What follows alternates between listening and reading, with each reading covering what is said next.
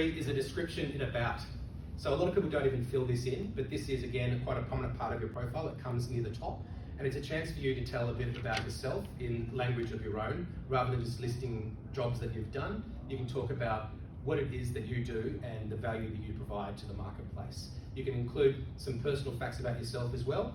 A tip for this section is not to include long, big things of text, blocks of text, because it's kind of hard to read. Rather, dot points or short paragraphs are much easier on the eye, and that makes it more digestible for the reader. Number 5 is your education. So you should include your highest level of educational attainment. You don't need to include your high school, but you can if you want to, and you don't need to include the year that you graduated if you want to hide your age, but again, you can if you want to. And one tip for this section is to include some part of continuous improvement that you've engaged in since you've graduated. So you want to demonstrate to people that you're about personal improvement. You can put a short course that you did or some work that you've done with the company on a company provided course, for example. Number 6 is to customize your LinkedIn URL. So your LinkedIn URL is linkedin.com/in/ and then there's some default numbers and letters that are there. What I recommend that you do is that you change that to be your first and last name. The reason for that is because it will make you easier to find on a search platform like Google.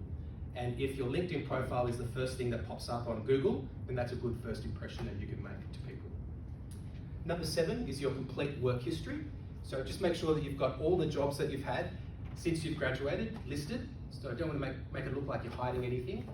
At the same time, you don't need to include jobs that you had in high school working at KFC or on a paper round. You can if you want to, but probably not necessary.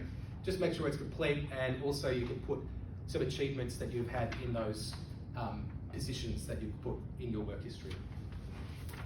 Number 8 is a bit more of an advanced tactic, and that's to include multimedia or links within the About section or within each of your work histories. You can include up to 6 links or 6 documents in those sections. So I use it for times I've been quoted in the paper. Now, if you haven't been quoted in the paper, that's fine. You can include a capability statement. You can include a PowerPoint presentation in PDF form. There's lots of different things that you can include in there. If you manage a building, you might put a photo of the building, for example. So just to give people a bit more context about what it is that you achieved in that job or in your current position.